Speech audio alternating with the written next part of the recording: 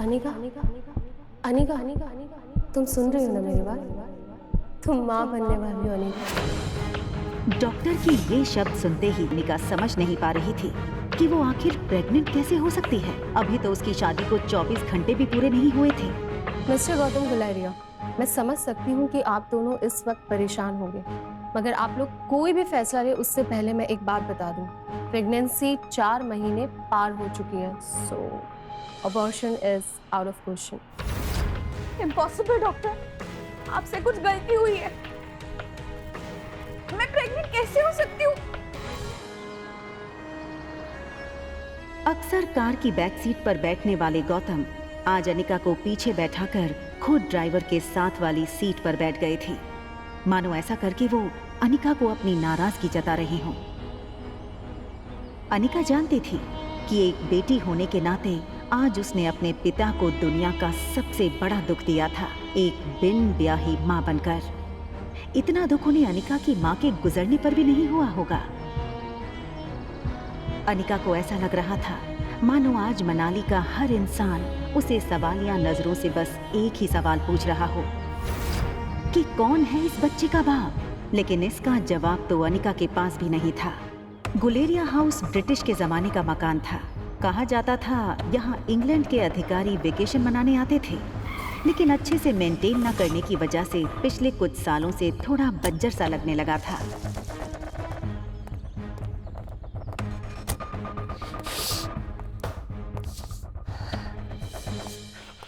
अनिका कमजोर शरीर और भारी कदमों से गौतम के पीछे पीछे घर में दाखिल हुई। बिन माँ की पली बड़ी अनिका को आज सबसे ज्यादा जरूरत थी तो उसके पापा के इमोशनल सपोर्ट की।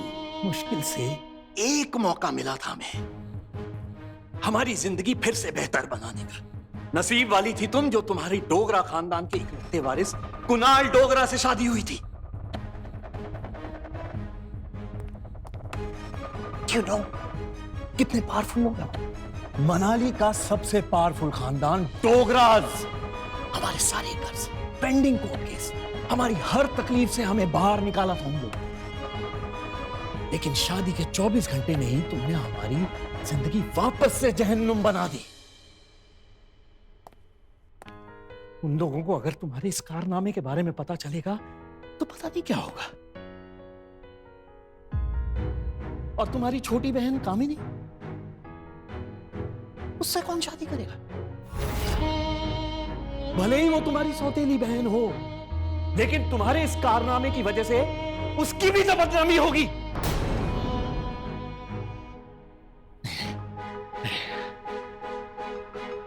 जब तक ये मामला खत्म नहीं हो जाता मैं कामिनी को और तुम्हारी मां मनीषा उसके भाई के घर भेज दूंगा। लेकिन आज नहीं तो कल सबको पता चल ही जाएगा। आज तुम भी अपनी मां के साथ ही। अनिका वो सुन चुकी थी जो गौतम कहते कहते रुक गया था। अगले दिन सुबह गौतम ने घर में लगे सारे सीसीटीवी के पिछले 5 महीने की फुटेज को खंगाला और बारीकी से देखने के बाद वो हैरान रह गया था कि पिछले 5 महीनों से छोटी मोटी बीमारी के चलते अनिका घर के बाहर कहीं गई ही नहीं थी। ये देखकर गौतम का गुस्सा अब आश्चर्य में बदल गया। उसे इतना तो समझ आ गया था कि कहीं कुछ तो गड़बड़ थी। जल्द ही अनिका की देखभाल के लिए एक नर्स रखी गई। लगातार देखभाल और दवाइयों से अनिका की सेहत में काफी सुधार आया। 4 महीने बीत चुके थे, लेकिन साथ ही साथ उसे ये बात रोमांचक कर रही थी कि उसके अंदर एक नन्ही सी जान पल रही है जो सिर्फ और सिर्फ उसका होगा। अनिका अपनी छोटी सी दुनिया में लगभग सब कुछ भूल चुकी थी। न वो किसी से मिलती, न कोई उससे मिलता।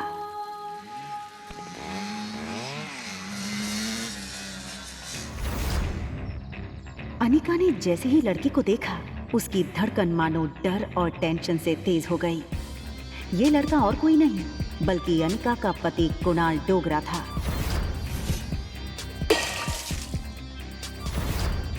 कुणाल की शादी अनिका से भले ही उसकी मर्जी के खिलाफ करवाई गई थी, लेकिन अपनी बीवी की कोख में किसी और का बच्चा देखना कोई भी मर्द बर्दाश्त नहीं कर पाए। कुणाल शादी के मंडप से सीधे दिल्ली अपने कॉलेज की पढ़ाई करने चला गया था और वहीं पहुंचकर शादी के दूसरे दिन उसे अनिका की प्रेगनेंसी की खबर मिली थी। अरे कुणाल बेटा, आज अचानक से तुमने फोन किया कि तुम्हारे कॉलेज की तुम्हारी छुट्टियां शुरू हो गई क्या? कमाल है, 4 महीने के बाद मैं घर आना, अपने दामाद को इस तरीके से वेलकम करेंगे। और वैसे भी बहुत कुछ बदल गया है अब यहाँ पे।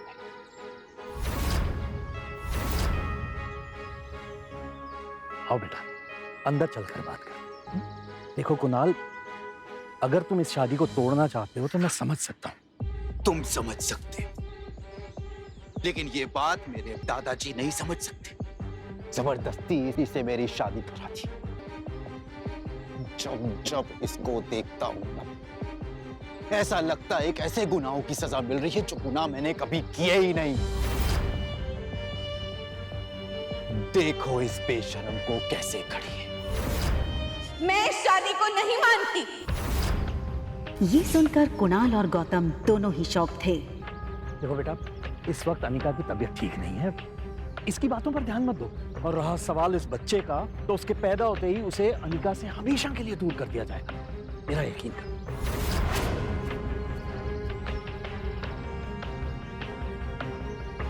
ठीक उसी पल अचानक से अनिका के पेट में जोरों से दर्द शुरू हो गया। दर्द के मारे एक झटके में अपनी पीठ के बल गिरी। अनिका, मम्मा मम्मा मम्मा, प्लेन लैंड होने वाला है। देखते ही देखते आज 6 साल बीत चुके थे और सामने थी उसकी 6 साल की बेटी रिया। रिया का मासूम चेहरा और उसकी खूबसूरत कत्थई आंखें देखकर अनिका की जान में जान आई। मम्मा, क्या हम पापा को ढूंढने जा रहे हैं मनाली? मैंने कितनी बार कहा तुमसे, तुम्हारे पापा नहीं है। कम ऑन मम्मा, हमारे तो टीचर सिखाते हैं कि सब बच्चों के मॉम एंड डैड होते हैं। तो क्या मैं गेमिंग वर्ल्ड से आई हूँ, या फिर मैं किसी जादू करके हेड से बाहर निकली हूँ? आब्राकडाब्रा, रिया बाहर आ जा। तो मनाली में मेरा भाई मिलेगा क्या? रिया का ये सवाल सुनकर अनिका गहरी सोच में डूब गई थी। उसे याद आ गया कि कैसे 6 साल पहले उसने मनाली के हॉस्पिटल में जुड़वा बच्चों को जन्म दिया था। अनिका के पापा गौतम की कद काठी के एक आदमी ने उससे उसके दोनों बच्चों को छीनने की कोशिश की थी। कमजोर अनिका ने बड़ी हिम्मत से उस आदमी को रोकने की कोशिश की और उसका सामना कर रिया को तो बचा लिया, मगर अफसोस कि वो अपने बेटे को नहीं बचा पाई और वो आदमी अंधेरे में उसके बेटे को लेकर भाग गया था। और इसी वजह से अनिका की मौसी उसे बचाकर बेंगलुरु ले आई थी, जहां अनिका का इलाज भी हुआ था।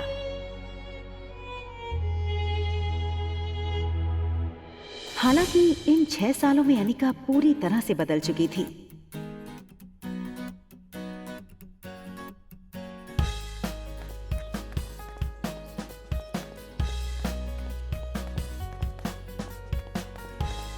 हार्मोनल इम्बैलेंस की वजह से फूला हुआ उसका शरीर अब एकदम ही से नॉर्मल हो चुका था।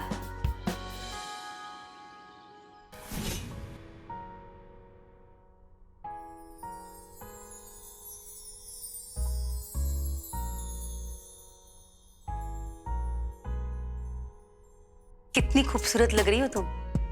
मनाली में तो लोगों के होश उड़ जाएंगे।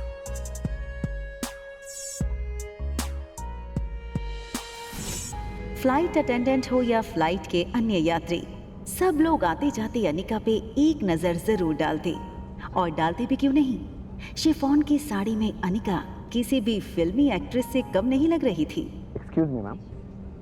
Is there anything I can bring for you?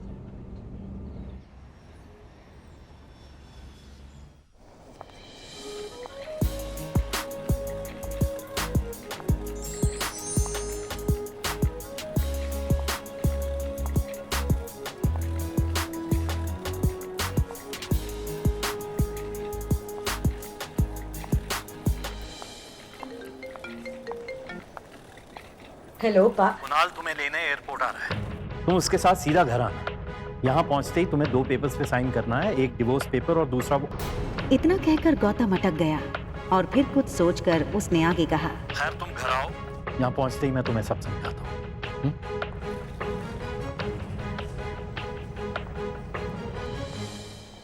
इन 6 सालों में कुणाल भी काफी बदल चुका था। अब वो एक कॉलेज स्टूडेंट नहीं रहा था, बल्कि एक बिजनेसमैन था। आज तक इस दुनिया में किसी भी इंसान को अपने डिवोर्स पे इतनी खुशी नहीं हुई होती जितनी खुशी मुझे हो रही है आज। कैसे भी करके आज अपने डिवोर्स पेपर पे साइन करवा लूंगा। आप फिक्र मत कीजिए सर, आज मैं सुबह सुबह माता के दर्शन करके निकला हूँ और मैंने भगवान से प्रार्थना की है कि आज आपकी हर मनोकामना पूरी हो। आप चिंता मत कीजिए, आज आपके पेपर साइन हो ही जाएंगे।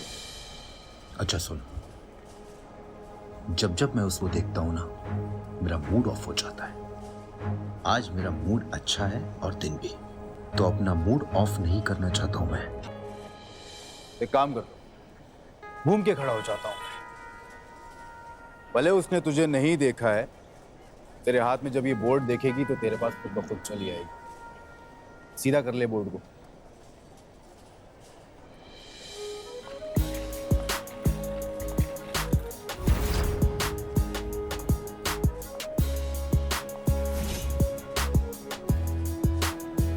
कुणाल ने एयरपोर्ट से बाहर आते हुए एक लड़की को देखा और फिर देखता ही रह गया। कुणाल बिना वक्त गवाए इस लड़की के सामने आकर खड़ा हो गया।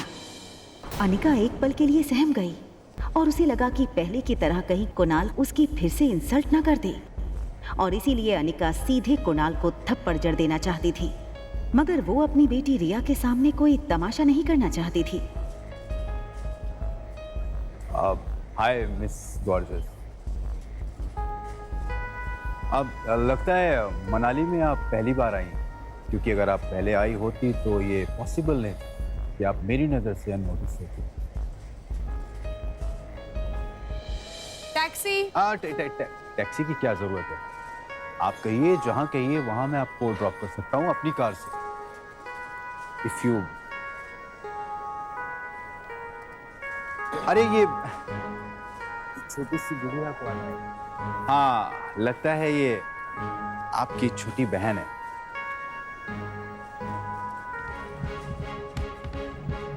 टैक्सी।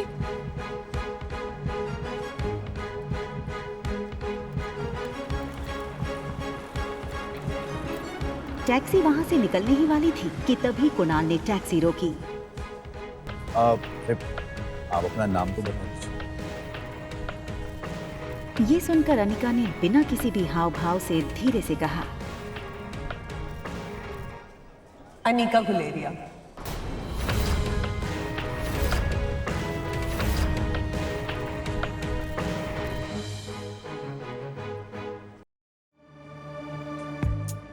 आप अनिका गुलेरिया को ही पिक करने आए हो ना?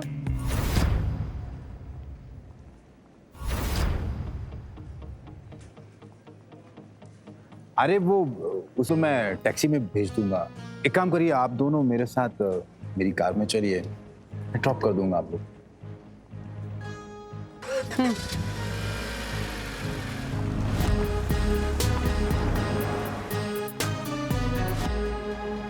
फटाफट इस टैक्सी के पीछे जाकर मैडम का पीछा कर, जाकर के देख मैडम किस होटल में रुकी। ध्यान रहे, हाँ? कोई भी तुझ पे शक ना करे। चल भाग, फटाफट भाग।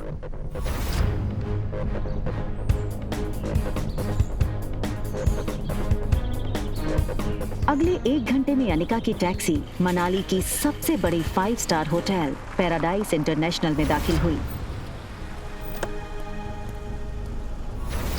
रुकिए। लेकिन उसका पीछा कर रहे राजू को होटल के मेन गेट पर ही रोक दिया। होटल का प्रीमियम इंटीरियर्स और फर्नीचर्स, आकर्षित एम्बियंस और वेलकमिंग स्टाफ को देखकर समझ आ रहा था कि क्यों देश विदेश से आए टूरिस्ट्स मनाली के इस शानदार होटल में रहना पसंद करते थे।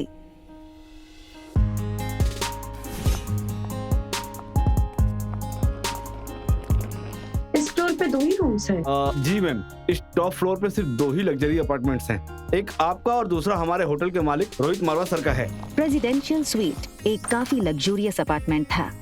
ये प्रेसिडेंशियल स्वीट हर कोई अफोर्ड नहीं कर सकता था, मगर world famous neurosurgeon doctor Amrita उर्फ अनिका को इससे क्या फर्क पड़ने वाला था। तुम चेंज करो, मैं आ रही।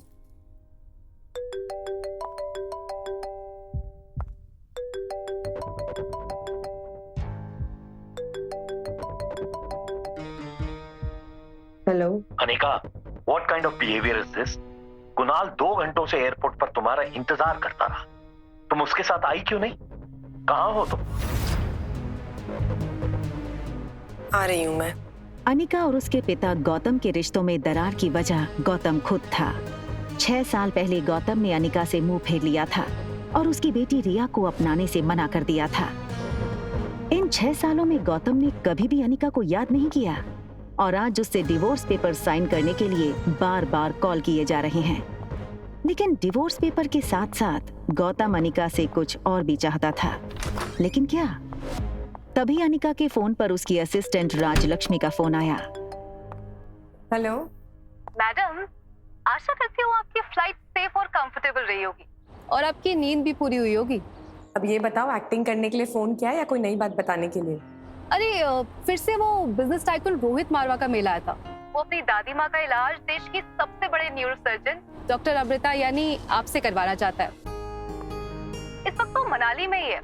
आप भी मनाली में, तो मैंने सोचा क्या मैं अपॉइंटमेंट फिक्स कर दूं? नहीं नहीं, बिल्कुल नहीं। ये बड़े लोग अपने बड़े बुजुर्गों की चिंता का सिर्फ ढोंग करते हैं। इनका असली मकसद ना कुछ और ही होता है। बड़े बुजुर्गों की प्रॉपर्टी, उनका बिजनेस और पता नहीं क्या क्या। हमें इनसे दूरी रहना चाहिए। Okay, as you wish.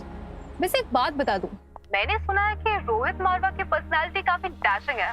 Toll, dark, handsome और इतनी कम उम्र में इतना बड़ा बिजनेस टाइकून। और अगर लाइफ में थोड़ा रोमांस आ ही जाता है तो इसमें क्या नुकसान है? रोहित का फोटो भेजो।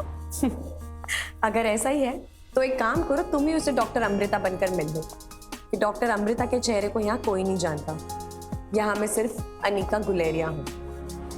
ठीक है, रोहित की फोटो भेजूंगी, एक बार देख लेना। अनिका हंसते हुए फोन काट देती है, लेकिन इसके पहले कि अनिका लिफ्ट के अंदर जा पाती, तभी अनिका को लगा जैसे मानो उसके पीछे कोई खड़ा हो। अनिका ने जैसे ही पीछे मुड़कर देखा तो वो हैरान हो गई। पीछे रिया खड़ी थी। उसका चेहरा कुछ उखड़ा हुआ था और वो बस अनिका को एक टक देखे जा रही थी। अनिका को लगा कि रिया नींद से अचानक उठकर उसने अनिका को पास नहीं देखा होगा, इसलिए ऐसे खड़ी हो गई होगी। मम्मा जल्दी वापस आ जाएगी और आते हुए ना आपकी फेवरेट चॉकलेट आइसक्रीम ले आएगी, ठीक है? आप जाओ कमरे में और आराम करो या अपनी फेवरेट वीडियो गेम खेल लो, ठीक है?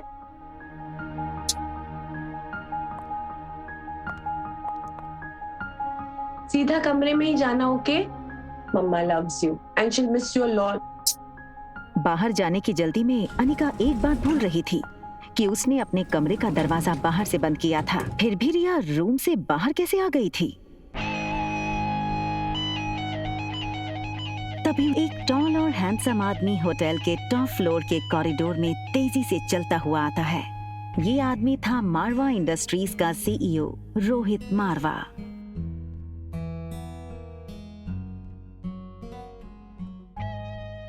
बेटा, तुमसे कितनी बार कहा है कि बिना बताए रूम से बाहर मत निकलना। मेरी बात सुनते क्यों नहीं आ रही? जिस लड़की को रिया समझकर कुछ ही पल पहले अनिका ने बात की थी, वो बच्चा रिया नहीं बल्कि आर्यन था।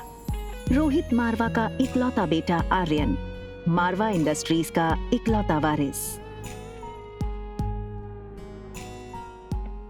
और इन सब में सबसे मजेदार बात ये थी कि रोहित का बेटा आर्यन और अनिका की बेटी रिया दोनों की शक्लें एक दूसरे से हूबहू मिलती जुलती थीं और रिया अभी भी अनिका के कमरे में सो रही थी। तुम्हारा ध्यान कहाँ है आर्यन? मैं तुमसे बात कर रहा हूँ, चलो अंदर। मुझे चॉकलेट आइसक्रीम चाहिए। ये सुनकर रोहित थोड़ा हैरान हो गया। हमेशा गुमसुम और गुपचुप रहने वाला आर्यन का बर्ताव आज रोहित को कुछ अजीब लग रहा था। आर्यन के गाल पर लिपस्टिक का निशान देखकर रोहित हैरान हो गया।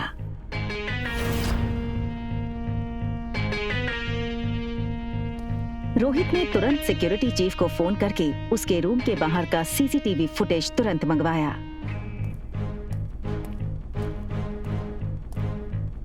फुटेज में रोहित ने जो देखा वो देखकर वो दंग हो गया। आर्यन एक ऐसा बच्चा था जो किसी अजनबी से तो दूर बल्कि रिश्तेदारों से भी ज्यादा बात नहीं करता था, ना ही उसके पापा के अलावा किसी के साथ मिक्स होता था। लेकिन सीसीटीवी में आर्यन ने एक बिल्कुल अजनबी औरत को अपने पास आने दिया, यहाँ तक कि उसे किस भी करने दिया। ये बात रोहित को बड़ी अजीब लगी। दूसरी तरफ अनिका गुलेरिया हाउस पहुंच गई थी। गुलेरिया हाउस उसका अपना घर। कामिनी यानी अनिका की सौतेली छोटी बहन, उसी के बर्थडे की पार्टी चल रही थी।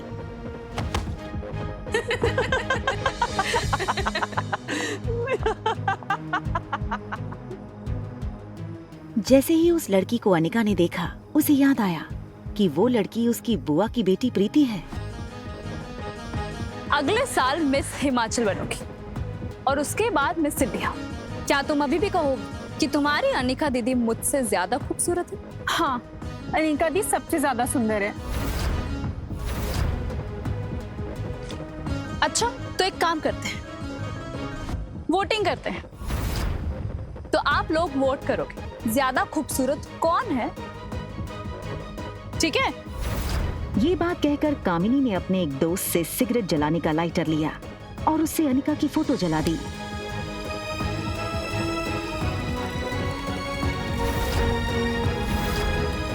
दूर खड़ी अनिका चुपचाप ये सब देख रही थी।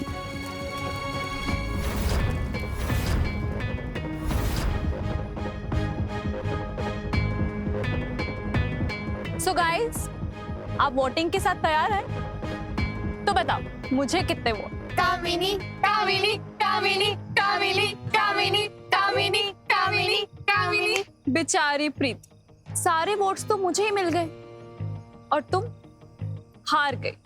चलो कोई बात नहीं, अब हार ही गई हो तो इसकी सजा तो मिलनी होगी। तो तुम्हारी सजा ये है कि तुम्हारी इस खूबसूरत मोटी दीदी की फोटो तो मैंने इस जूस के ग्लास में डाल दी, तो बस तुम्हें अब इसे पीना है।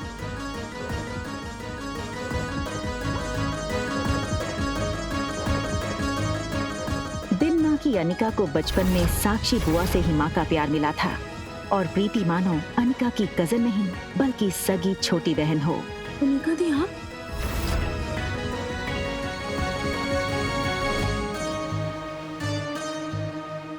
हार और जीत का फैसला खेल खत्म होने के बाद होता है और खेल अभी खत्म नहीं हुआ है। अरे यार, ये अनिका इतनी खूबसूरत कैसे लग रही है? हाँ यार, किसी फिल्म की हीरोइन जैसे लगने लगी है। Oh my God, she looks so sexy. जीत किसकी हुई है ये तो पक्का हो गया है, तो अब जो सजा तय करी थी वो पूरी कर ली जाए। चलो पी लो। और तभी ग्लास टूटने की आवाज सुनकर गौतम और अनिका की सौतेली माँ मनीषा वहां आ गए। पापा, मम्मा देखो ना, ये अनिका मेरी बर्थडे पार्टी में आकर मेरी पार्टी खराब करना चाहती। मैंने तो बस इसे इतना कहा कि तुमने अपना वजन कैसे घटाया, और ये कहने लगी कि मैं तुमसे काफी खूबसूरत हूँ और तो तुम्हारी औकात ही क्या है मेरे सामने। सबके सामने मेरी इज्जत थी। पापा बस करो अनिका, बहुत तमाशा हो गया। एक डिवोर्स पेपर पे साइन करने के लिए और कितना नाटक करोगी तुम? हमारे साथ अंदर आओ, तुमसे कुछ जरूरी बात करनी है।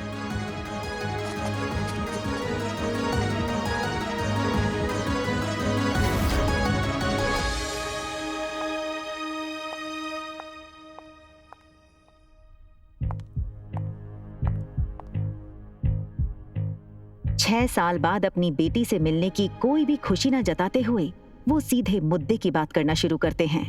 देखो अनिका, जो हो गया सो हो गया। हमें और परेशान करके तुम्हें क्या मिलेगा? तुम मेहरबानी करके इन दो कागजात पर साइन कर दो। मैं तो सिर्फ डिवोर्स पेपर साइन करने आई थी, ये दूसरे पेपर्स? दरअसल तुमसे डिवोर्स लेने के बाद हम, यानी कि मैं और तुम्हारी नई माँ, ये चाहते हैं कि कुणाल और कामिनी की शादी हो जाए। कुणाल को भी इस शादी से कोई एतराज नहीं है और कामिनी तो पहले से ही कुणाल को चाहती थी। बस कुणाल के दादाजी की एक ही इच्छा है।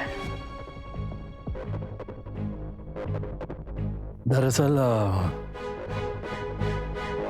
तुम्हारी मां के गुजरने के बाद उसकी जो फार्मा कंपनी तुम्हारे नाम हो गई थी, वो कंपनी तुम अपनी छोटी बहन कामिनी को शादी में तोहफे में दे दो। मैंने सारे कागजात तैयार करवा दिए हैं, बस तुम इन पे सिग्नेचर कर दो।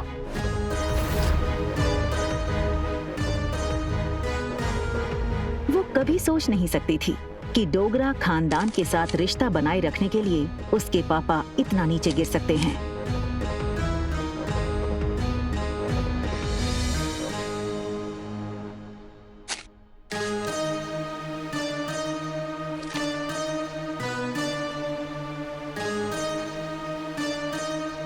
अपना कहलाने को इस दुनिया में इस कंपनी के अलावा मेरे पास कुछ नहीं है।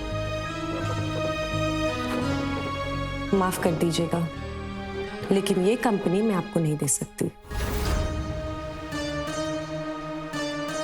क्यों हमें बर्बाद करने पर तुली आने का? वैसे भी बिन ब्याही माँ बनकर जो समाज में तुमने हमारी इज्जत उछाली है, वो कुछ कम है क्या? जो अब अपनी बहन की जिंदगी बर्बाद करना चाहती हो तुम?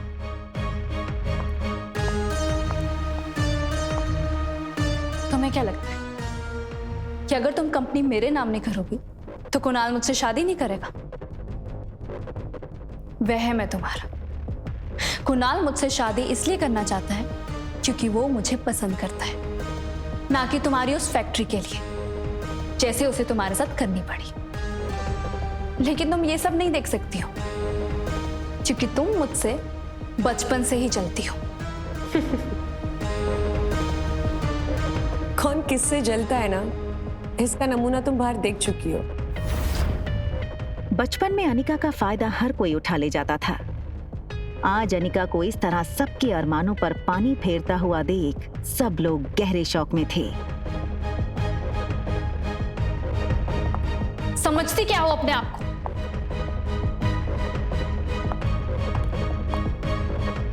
वजन घटाया है तो जुबान लड़ाना भी सीख गई हो क्या? चाहे कुछ भी कह लो, मैं कल भी तुमसे ज्यादा खूबसूरत थी और हमेशा तुमसे ज्यादा खूबसूरत रहूंगी। दिखने में भी आगे और पढ़ने में भी आगे। कुछ ही सालों में मैं डॉक्टर बन जाऊंगी। मुझ जैसी लड़की को छोड़कर कुणाल तुम्हारे पास कभी वापस आ ही नहीं सकता। ठीक है, फिर एक और शर्त लगा ले।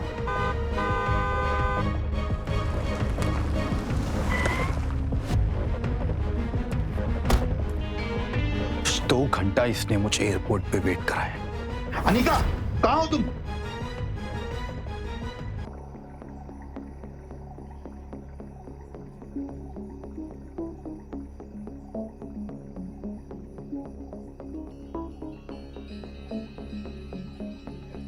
उसी वक्त कुणाल के फोन पर उसके ड्राइवर राजू का मैसेज आया जिसमें लिखा था hotel paradise international.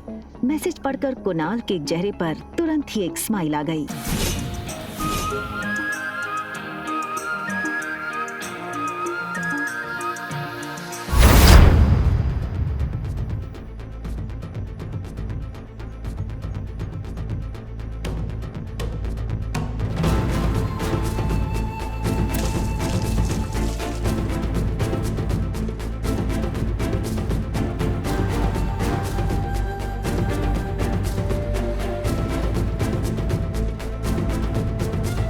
Okay fine, क्या चाहती हो तुम? छोटी बहन हो तुम मेरी। बस इतना कहूंगी कि ये कुणाल के पीछे पागलपन ठीक नहीं है। वो अच्छा लड़का नहीं है। Just shut up, mind your own business. मुझे सब पता है कि कौन कैसा है, और अगर तुम्हें इतनी फिक्र है तो कंपनी मेरे नाम क्यों नहीं कर देती? वैसे किसके लिए बचा कर रखी है ये कंपनी? अपने यार के लिए?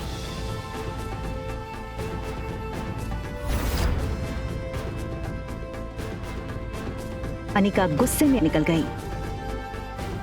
तभी वहां भागते हुए प्रीति आई।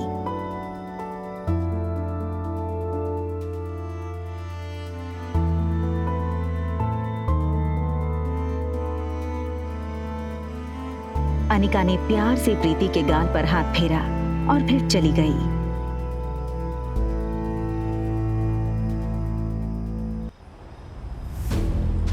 अनिका दुनिया में हर चीज से लड़ सकती थी, मगर कोई उसकी बेटी को कहे ये उसे बर्दाश्त नहीं था। किसके लिए बचा कर रखी है कंपनी?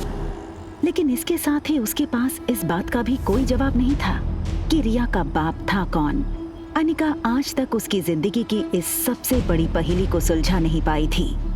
वो ये सब सोच ही रही थी कि तभी अचानक उसे कुछ याद आया। अनिका ने अपनी फार्मा कंपनी के पुराने वफादार मैनेजर मनोज को फोन लगाया। Hello uncle. आज इतने सालों बाद कंपनी के मालकिन ने इस मुलाजिम को याद किया। एक्चुअली बस ये पूछना था कि कंपनी ठीक तो चल रही है ना? बेटा बस यूं समझ लो, डूबती नाव में बस छेद पकड़ के बैठा हूँ। फिर भी सालाना 4-5 लाख का प्रॉफिट हो जाता है, जो मैं गौतम जी को भिजवा देता हूँ। अगर तुम चाहो तो अगली बार से तुम्हें भेज दूँ। नहीं नहीं अंकल, उसकी कोई जरूरत नहीं है। आप अपना ख्याल रखिएगा। आखिर क्या है इस छोटी कंपनी में जो डोगरास हाथ धोकर इसके पीछे पड़ गए हैं? पहले मेरे जरिए ये कंपनी हड़पने की कोशिश की और उसी के चलते कुनाल से मेरी शादी करवाई, और अब कामिनी के जरिए ये कंपनी पाना चाहते हैं। लेकिन क्यों? तो कंपनी मेरे नाम क्यों नहीं करते? होटल की तरफ टैक्सी बढ़ी रही थी कि तभी अनिका को याद आया कि उसने अपनी बेटी को एक प्रॉमिस किया था। मम्मा जल्दी वापस आ जाएगी और आते हुए ना आपकी फेवरेट चॉकलेट आइसक्रीम ले आएगी, ठीक है? Mamma loves you and she will miss you a lot. लेकिन अनिका इस बात से अनजान थी कि उसने प्रॉमिस रिया को नहीं बल्कि रोहित मारवा के बेटे आर्यन को किया था। होटल पहुंचते ही अनिका की कार को सिक्योरिटी गार्ड्स ने घेर लिया और वो अनिका का रास्ता रोक के खड़े हो गए। ये क्या बदतमीजी है? इस तरह से मेरा रास्ता रोकने का क्या मतलब है? सॉरी मैडम, हमें आपका सामान चेक करना होगा। बैग चेक करो। अनिका को कुछ समझ नहीं आया। उसके पास सिर्फ एक पर्स और चॉकलेट आइसक्रीम थी। Yes sir, it is chocolate ice cream. Anika ने रोहित की फोटो देखी थी, वो उसे तुरंत पहचान गई। What nonsense is this? You can't do this with me. I will call the police right away. Anika की गहरी काली आंखों को देखकर रोहित एक सेकंड भूल गया कि वो क्या कहने आया था। तभी दूसरे पल को वो अपनी सेंसेस में आया और चेहरे पर बिना किसी भाव के उसने कहा, परफेक्ट। पहले खुद चोरी करो फिर खुद ही पुलिस को बुलाओ। Just perfect. What? मुझसे और मेरे बेटे से दूर रहना। Excuse me. मैं कब तुम्हारे पास आई? And listen, इस आलीशान होटल के मालिक हो, इसका मतलब ये नहीं है कि अपने गेस्ट के साथ इस तरह बदतमीजी करो। I can sue you in the court, Mr. Rohit Marwa. You know, I knew it. तो तुम जानती हो कि मैं रोहित मारवा हूँ, ये होटल मेरा है। I'm sure तुम ये भी जानती होगी कि मेरे परिवार वाले मेरी शादी करवाना चाहते हैं, लेकिन मुझे मेरे बेटे के लिए सौतेली माँ नहीं चाहिए। इसलिए तुमने शायद प्लान बनाया होगा कि क्यों।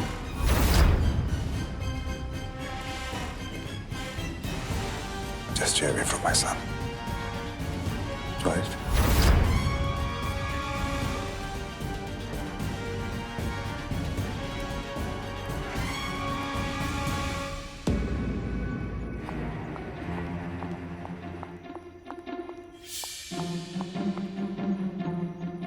दरवाजा बंद होने ही वाला था कि तभी एक पांव दरवाजे के बीच में आया।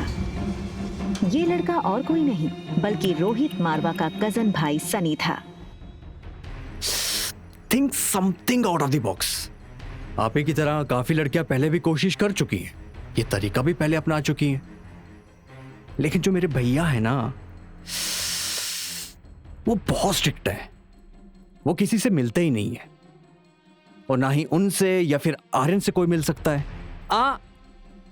मेरे सिवा।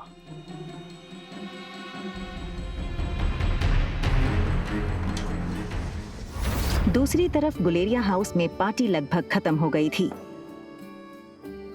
आई एम सो हैप्पी कि कुणाल ने आज की पार्टी एंजॉय की। कंग्रेचुलेशंस बेटा। आज कामिनी के बर्थडे के मौके पर मेरी तरफ से तुम दोनों के लिए तोहफा। Thank you very much. बहुत जल्द हम तुम दोनों की शादी पक्की कर देंगे।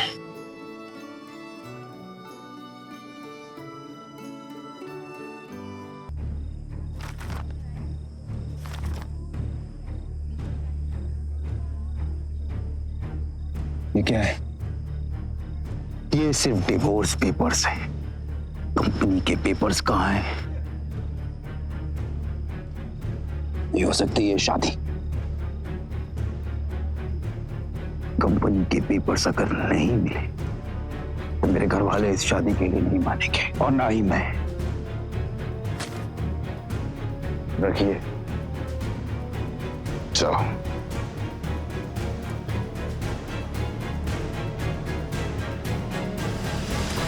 तिलमिलाई अनिका को ये समझ नहीं आ रहा था नीचे लॉबी में उसके साथ क्या हुआ और क्यों हुआ। उसने होटल बदलने का मन बना लिया और रिया को लेने बेडरूम में गई, पर रिया को इस तरह देखकर अनिका का गुस्सा 1 सेकंड में शांत हो गया। वो रिया के माथे को चूमती है।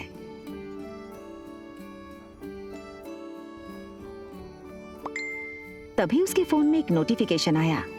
अनिका ने मोबाइल चेक किया तो देखा कि उसके डॉक्टर अमृता नाम वाले मेल बॉक्स में रोहित मारवा का मैसेज आया था। और मीट यू अर्जेंटली। एक पेशेंट है जिसका दिमाग का ऑपरेशन करवाना है, जो सिर्फ आप कर सकती हैं।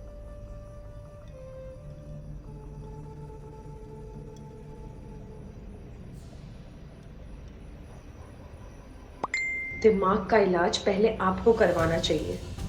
वहाँ रोहित डॉक्टर अमृता का मैसेज पढ़कर शॉक हो गया। रोहित को समझ नहीं आया कि डॉक्टर अमृता जैसी बड़ी न्यूरोसर्जन उसे ऐसे क्यों कह रही थी। रोहित ने अपनी कंपनी के आईटी हेड सैम को फोन लगाया। Hello Sam. Yes sir.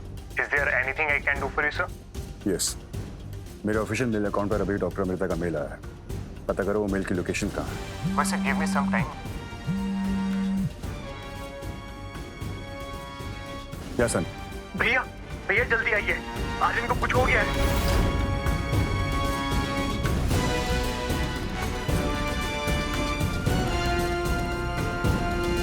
Rohit ने लिफ्ट में टॉप फ्लोर का बटन दबाया, मगर आज उसे अपनी लिफ्ट की स्पीड बहुत स्लो लग रही थी। आर्यन पर जरा सी तकलीफ आए तो रोहित बर्दाश्त नहीं कर सकता था। सनी दरवाजे पर रोहित का इंतजार कर रहा था।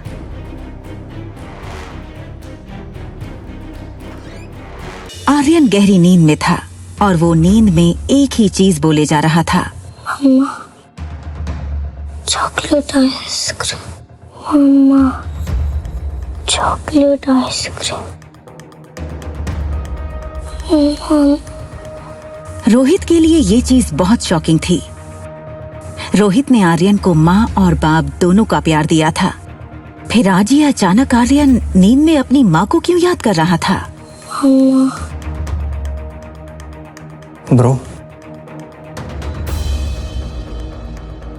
मैंने ना इंटरनेट पे एक वीडियो देखा था जिसमें एक लेडी 7 साल के बच्चे को ये यकीन दिलाती है कि पिछले जन्म में वो उसका बेटा था, और वो बच्चा अपनी असली माँ को छोड़कर उस लेडी के साथ चला जाता है। तुम कहना क्या चाहते हो? ब्रो, उस सामने वाली ब्यूटीफुल सी दीदी, उनसे मिलने के बाद आर्यन का बिहेवियर काफी चेंज हो गया है। तुमसे कितनी बार कहा है कि टेक्नोलॉजी का सही इस्तेमाल किया करो। दिन भर या तो वीडियो गेम्स खेलते रहते हो या फिर ये वाहियात वीडियोस देखते रहते हो। तुम्हारे भी सोने का वक्त हो गया, जाके सो जाओ। सनी की बात रोहित के दिल में शक गड़ा चुकी थी।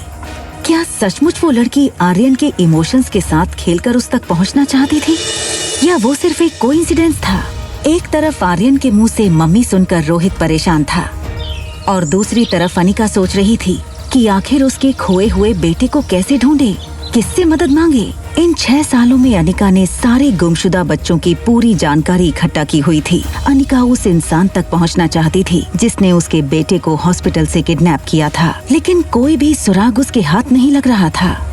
एक बार उसने बैंगलोर से कॉल करके मनाली पुलिस को कंप्लेंट की थी, मगर छानबीन में पाया गया कि ना तो हॉस्पिटल में उसके जुड़वा बच्चे पैदा होने का कोई रिकॉर्ड था और ना कोई गवाह था, जिससे ये साबित होता कि अनिका ने जुड़वा बच्चों को जन्म दिया था। मैडम, जो बच्चा कभी जन्मा ही नहीं, वो गायब कैसे हो सकता है? वो ये सब सोच ही रही थी, तभी अनिका को याद आया कि उसकी स्कूल का एक दोस्त पंकज इन दिनों मनाली पुलिस में सब इंस्पेक्टर है। हेलो पंकज, अनिका बोल रही हूँ। Hi Anika, how are you? Anika ने पंकज को अपनी कहानी बताई कि कैसे एक आदमी ने डिलीवरी के तुरंत बाद हॉस्पिटल से उसका बच्चा चुराया था। प्लीज कुछ करो ना, कोई तो रास्ता होगा जिससे मैं अपने बेटे तक पहुंच सकूं। पंकज पहले से ही इस केस से वाकिफ था। देखो अनिका, ऑफिशियली मैं तुम्हारी कोई मदद नहीं कर सकता, क्योंकि कहीं भी कोई भी ऐसा रिकॉर्ड नहीं है जिससे ये साबित हो कि तुम्हारे छुड़वा बच्चे हुए थे। I am really sorry Anika. Anika का दिल बैठ सा गया। उसके बेटे तक पहुंचने की उसकी उम्मीदें कम होती नजर आ रही थीं। देखो अनिका, मैं एक बात कह सकता हूँ ऑफ द रिकॉर्ड। मनाली में जितने भी बुरे काम होते हैं, चाहे वो किडनैपिंग ही क्यों ना हो, उन सब के पीछे कहीं ना कहीं तुम्हारे ससुराल वालों का हाथ होता ही होता है। डोगरा खानदान। पंकज के फोन रखने के बाद से अनिका गहरी सोच में डूब गई कि डोगरा खानदान से उसके बेटे की इंफॉर्मेशन आखिर कैसे निकाली जाए। तभी उसे एक आइडिया आया और उस आइडिया का नाम था Kunal Dogra. Hi miss gorgeous.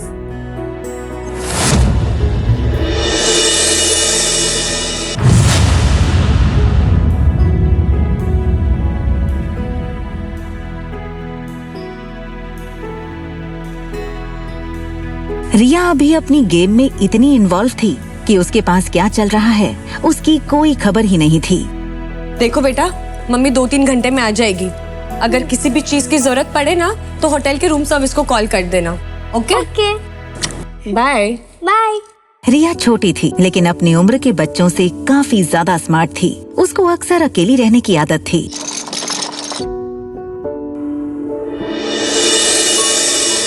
और सुनो, कुछ भी हो जाए रूम से बाहर मत निकलना।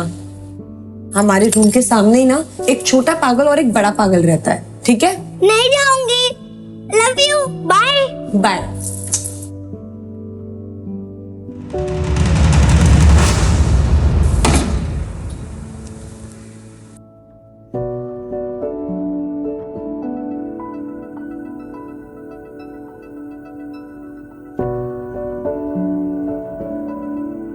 अनिका जान चुकी थी कि जब उसने रोहित को पागल कहा तब वो उसके पीछे ही खड़ा था। अनिका सोच रही थी कि दूसरी लिफ्ट ले लूंगी, तभी लिफ्ट मैन ने कहा, प्लीज कम इन मैडम। ना चाहते हुए भी अनिका को वही लिफ्ट में जाना पड़ा। अनिका सोच रही थी कि आखिर रोहित ने उसकी बात सुन के कुछ रिएक्ट क्यों नहीं किया। वहीं दूसरी तरफ रोहित इस लड़की को समझने की कोशिश कर रहा था। आपने छोटा पागल किसको बोला? आपके होटल में रहने वाले मेहमानों की प्राइवेसी का बिल्कुल ख्याल नहीं रखा जाता क्या? हमारी होटल मनाली की सबसे सेफ और सिक्योर होटल है। इतनी सिक्योरिटी के बावजूद ना कल मेरी चॉकलेट आइसक्रीम चोरी हो गई थी। इनफैक्ट कुछ डाकू आए और मेरी आइसक्रीम लूट के चले गए। एक्सक्यूज मी, आपने हमें डाकू बोला? हाँ बोला, क्योंकि कल तुम्हारी वजह से पहली बार मैं अपनी बेटी को दिया हुआ प्रॉमिस पूरा नहीं कर पाई। क्या मतलब? वो चॉकलेट आइसक्रीम आप अपनी बेटी के लिए लाई थी?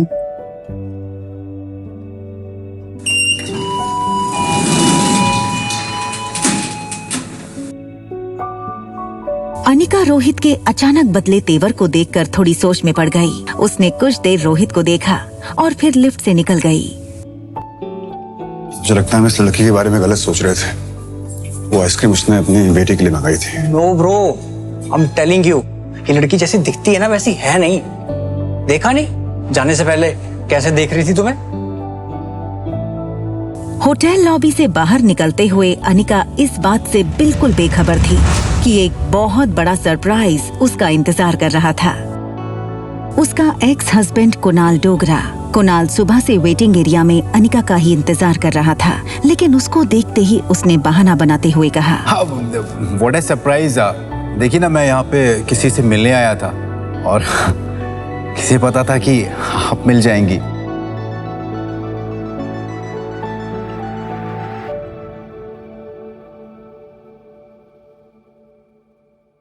Thank you. My pleasure. वैसे यहाँ पास में ना एक बहुत अच्छी कॉफी शॉप है, तो क्या आप मेरे साथ कॉफी पे इफ यू चल सकती है?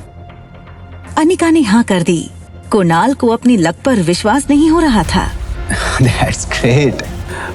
लेकिन कितनी अजीब सी बात है ना कि हम लोग लगातार 2 दिन से मिल रहे हैं लेकिन एक दूसरे का नाम ही नहीं जानते हैं अभी। अब वैसे hi, my name is Kunal Dogra and yours?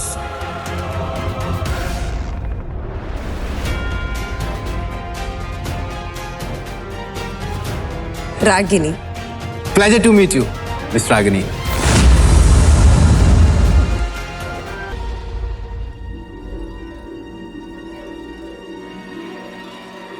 और होटल में चेक इन के टाइम इसने अपना नाम अनिका गुलेरिया बताया था। भैया यू शुड बी केयरफुल। हमें और आर्यन को ना इस लड़की से बच के रहना चाहिए।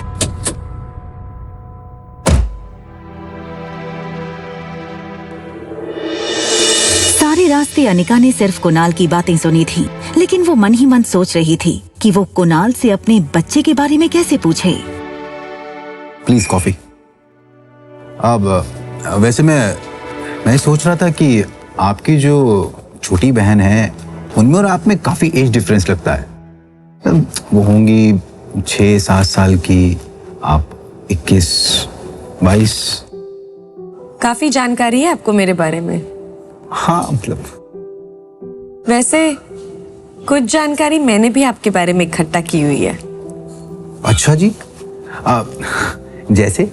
जैसे कि आप मैरिड हैं। इनफैक्ट आपकी शादी के वक्त आपकी वाइफ 4 मंथ्स प्रेग्नेंट थी, राइट? रागिनी तुम ये सब कैसे जानती हो? अरे आप ही ने कहा था ना कि मनाली में किसी से भी कुणाल डोगरा के बारे में पूछ लो तो वो मुझे आपके घर तक पहुंचा देगा। देखो रागिनी, सच ये है कि उस लड़की के साथ मैंने 2 मिनट से ज्यादा नहीं बिताए। शादी के फेरे लेते ही मैं दिल्ली चला गया था। फिर जब लौट करके आया तो उसकी डिलीवरी की डेट आ चुकी थी। उसने एक बेटी को जन्म दिया। फिर उसके बाद वो अपनी मौसी के साथ बेंगलोर चली गई। बस इतना ही? उसका बेटा कहाँ है? ये सुनकर कुणाल एकदम से सुन्न हो गया। उसकी आवाज जैसे उसके हलक में अटक गई हो। कौन सा बेटा? तुम किस बेटे की बात कर रही हो? उसका बेटा।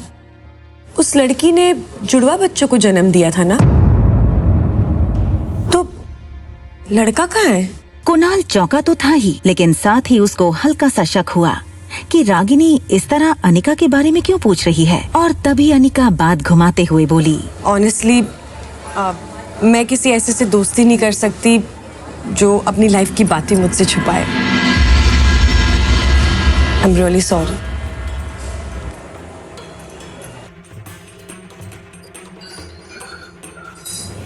रागिनी,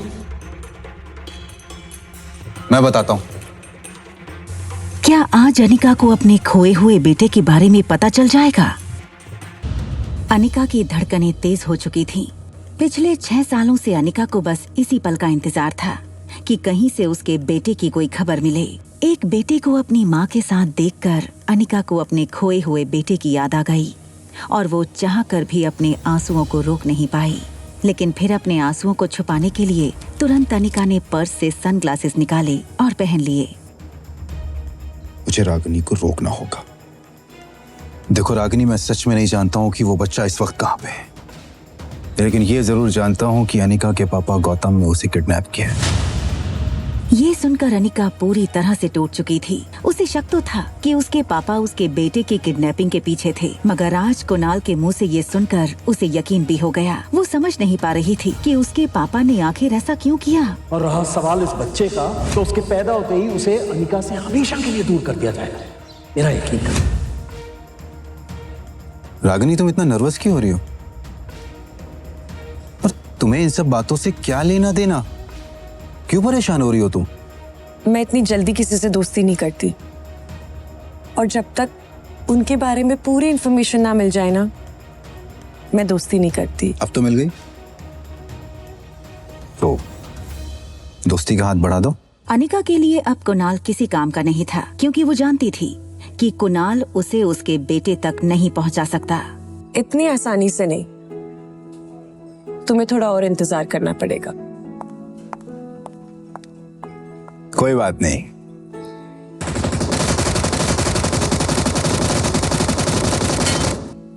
पीछे रहो, मैं आगे जाके दुश्मन का बंकर उड़ा देती हूँ। यस, ये बूस्टर हमारी टीम का है। राहुल 1 to 1, तुम एयरबेस पे हमला करो। रेडी? 1 2 3।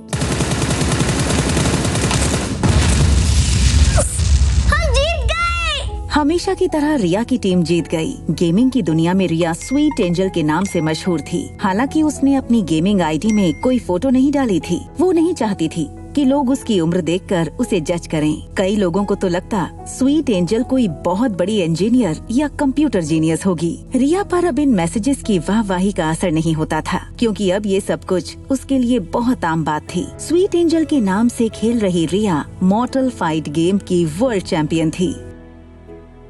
अब एक चॉकलेट मिल्कशेक मंगवाया जाए।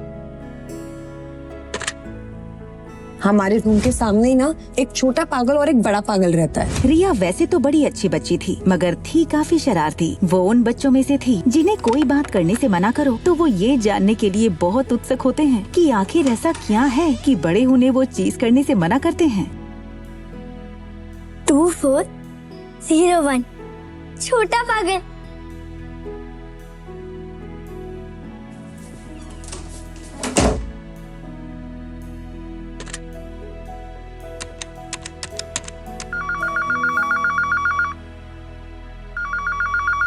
हमेशा तुम्हारी वजह से ना गेम हार जाता है यार।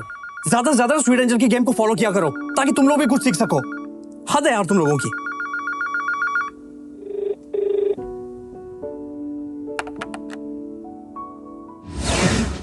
हेलो छोटे पागल। मैं पागल नहीं हूँ।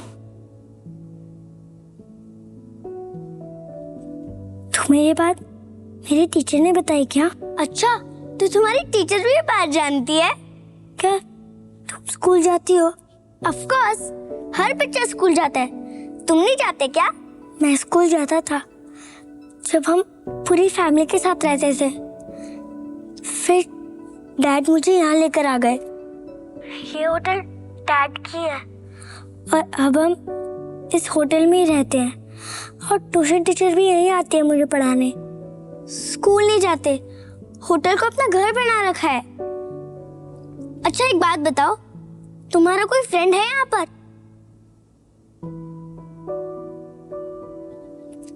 नहीं, यहाँ पर मैं, मेरे डैड और मेरे चाचू रहते हैं। अच्छा, तुम मेरे फ्रेंड बनना चाहोगे? आर्यन, जिसकी लाइफ में सिर्फ 2 चीजों की कमी थी, माँ और दोस्त की, इसलिए आर्यन ने बिना वक्त गवाए तुरंत हाँ कर दी। हाँ, मेरा नाम रिया है। तुम्हारा नाम क्या है? I am Aryan. तुम कहाँ से बोल रही हो? मैं तो तुम्हारे सामने ही रहती हूँ। मेरी मम्मा और मैं तुम्हारे होटल में गेस्ट हैं। अच्छा एक बात बताओ, तुम मुझसे मिलना चाहोगे? ये सुनकर आर्यन ने बाहर सनी को देखा।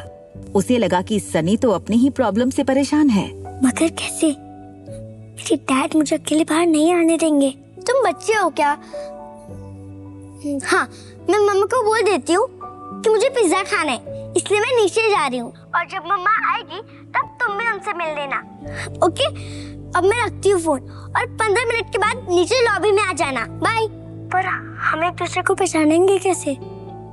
Very good question. अच्छा एक काम करो, तुम ब्लैक टी शर्ट और ब्लैक पैंट पहन के आओ। मैंने भी वही पहना होगा।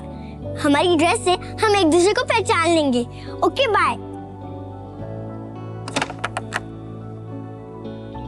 और सनी की तरफ देखते हुए और उससे बचते हुए दबे पांव अंदर बने दूसरे कमरे में चला गया, जो आर्यन का ही कमरा था। I want to eat pizza, come fast. दूसरी तरफ रिया ये सोचकर खुश थी कि इस नई जगह पर उसने नया दोस्त बनाया था। सनी अब भी कानों में हेडफोन डाले फोन पर बिजी था।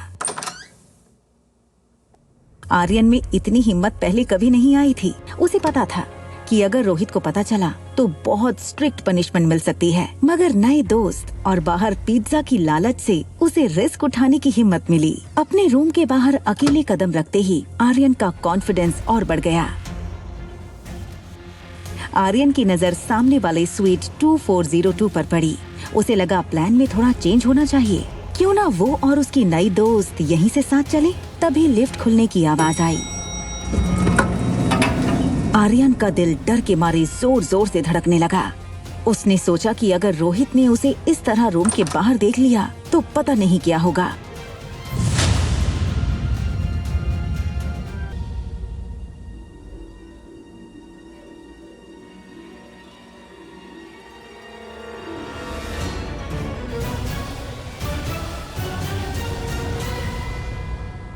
एक माह होने के बावजूद आर्यन को black jeans, black T shirt और स्पोर्ट शूज में देखकर वो भी धोखा खा गई थी और सोच रही थी कि ये उसकी बेटी रिया है। I am so sorry, mama is late no. और ये क्या बदमाशी है रूम से बाहर आने की? अनिका अपने रूम का दरवाजा खोलने के लिए आगे बढ़ी। रूम के अंदर रिया थी, लेकिन इससे पहले कि अनिका रूम खोल पाती, उसकी नजर रिया के मैसेज पर पड़ी। आई एम सो सॉरी। भूख लगी होगी ना तुम्हें? चलो किसी अच्छे से रेस्टोरेंट में जाके पिज्जा खाते हैं, ओके? चलो। जब से आर्यन अनिका से मिला था, वो बस उसे ही देखे जा रहा था।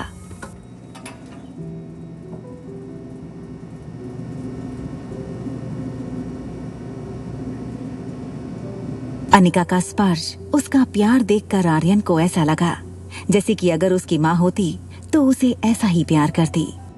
आर्यन ये तक भूल चुका था कि उसे उसकी नई दोस्त को मिलना था। इस वक्त आर्यन को अनिका की ममता के आगे और कुछ नहीं दिख रहा था। लिफ्ट में अनिका की बगल में खड़ा आर्यन धीरे से अचानक अनिका की उंगली पकड़ लेता है। ये देखकर अनिका को थोड़ा अजीब लगा और उसने आर्यन की तरफ देखा। आर्यन की आंखें जैसे अनिका की आंखों से पूछ रही हों कि माँ तुम कहाँ थी? अनिका, जो आर्यन को रिया समझ रही थी, उसने एक पल के लिए सोचा कि रिया ऐसे इमोशनली क्यों देखी जा रही है उसको। आर्यन ने आंखें बंद कर ली और अनिका को जोर से पकड़कर हक कर लिया, मानो जैसे आर्यन को हमेशा से इसी पल का इंतजार था। उसने अनिका को पहले कभी देखा तक नहीं था, मगर आज उसे ऐसा लग रहा था जैसे वो अनिका की गोद में पहले भी खेला है।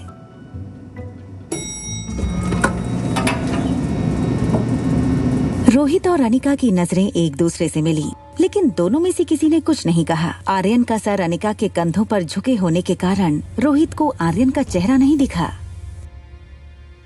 रोहित बस अनिका को जाते हुए देखे जा रहा था। ऐसा लग रहा था मानो रोहित अभी आर्यन को अनिका की गोद में देख लेगा। आगे चली जा रही अनिका को कुछ एहसास हुआ।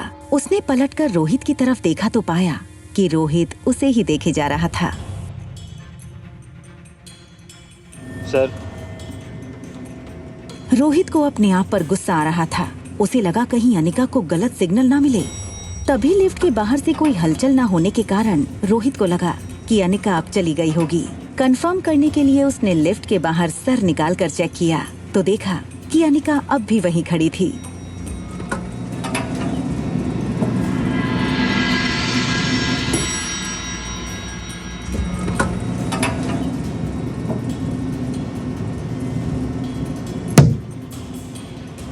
रोहित, जो पहले से थोड़ा डिस्टर्ब था, उसने रिया को आर्यन समझकर कड़क आवाज में डांट दिया। तुम फिर बाहर निकल आए?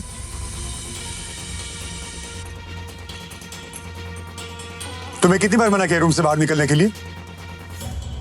तुम अपने डैड की बात सुनते क्यों नहीं हो? डैड, ये शब्द सुनते ही रिया की आंखें चमक उठी। उसका पूरा चेहरा उसकी स्माइल से भर गया था। डैड, आखिर मैंने आपको ढूंढ ही लिया।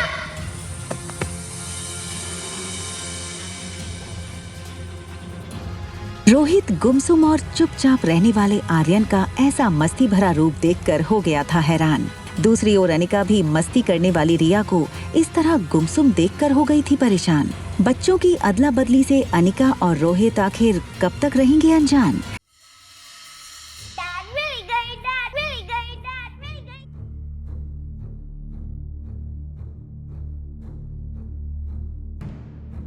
आखिर आर्यन को हो क्या है?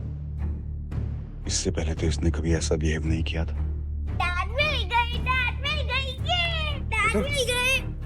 क्या हुआ तुम्हें? तुम ठीक तो हो ना बेटा? हाँ, आज तो मैं बहुत ही ठीक हूँ डैड। रोहित हैरान हो गया था। हमेशा चुपचाप रहने वाले आर्यन को आज हो क्या गया था? इस बच्चे में चेहरे के सिवा कोई गुण नहीं था जो आर्यन से मेल खाता हो। रोहित फिलहाल ऐसा कुछ नहीं करना चाहता था जिससे आर्यन पर कोई स्ट्रेस हो। बेटा रूम में चलें? तुम्हारे खाने का टाइम हो गया ना, तुम्हें भूख भी लगी होगी। हाँ, भूख तो मुझे बहुत लगी है। आज तो मुझे पिज्जा खाना है डैड। आज तक कभी आर्यन ने सामने से कोई चीज की डिमांड नहीं की थी, फिर आज अचानक पिज्जा की डिमांड। रोहित आर्यन को ऐसी कंडीशन में उसे किसी चीज के लिए मना करके उसकी मानसिक स्थिति और बिगाड़ना नहीं चाहता था। हाँ शेफ, हमारे होटल का बेस्ट पिज्जा रेडी करो, या हम लोग नीचे आ रहे हैं। सारे रास्ते टैक्सी में अनिका खिड़की के बाहर देखते हुए ये सोच रही थी कि आखिर उसके पापा किस जन्म का बदला ले रहे थे उससे। क्यों उन्होंने अनिका से उसका बेटा छीना? कहाँ होगा उसका बेटा?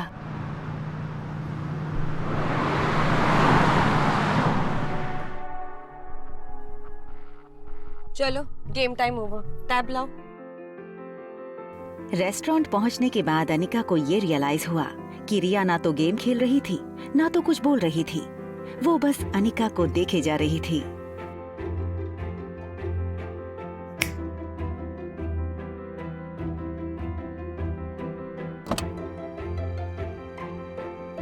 चलो आज टेबल मैं चूज करूंगी। रिया ने ऐसा टेबल चुना जहाँ से लिफ्ट का दरवाजा ठीक से दिखाई दे। उसे अपने दोस्त को पहचानना था, ये वाला जो ब्लैक जीन्स और ब्लैक टी शर्ट पहने लिफ्ट से निकलेगा। नहीं नहीं, आप यहाँ मत बैठिए, वहाँ बैठिए। आर्यन का ऐसा बर्ताव रोहित ने पहले कभी नहीं देखा था।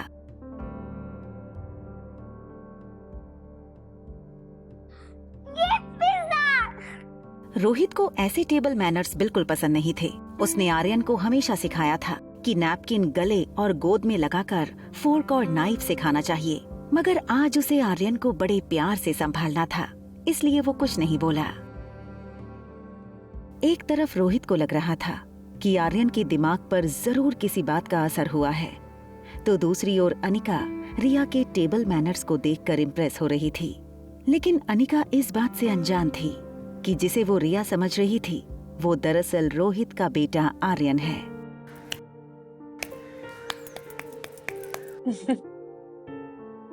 अचानक अनिका की नजर रिया की आंखों पर पड़ी। आर्यन की आंखें हमेशा थकी हुई और कमजोर लगती थीं, इसलिए अनिका ने अपनी पर्स से एक आईना निकाला और आर्यन को दिखाकर बोली, ये तुम्हारी आंखों को क्या हो गया है?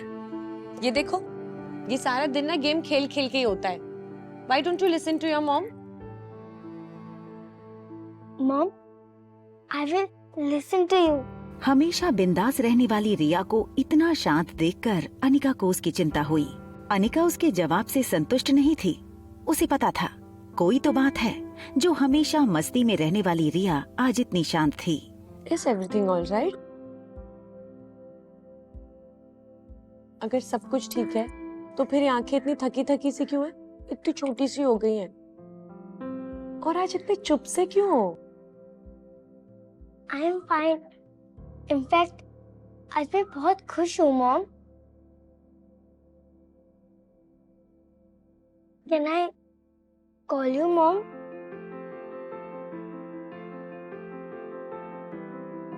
अनिका ने सोचा कि रिया आज तक उसे मम्मा बुलाती थी, अब मॉम बुलाना चाहती है।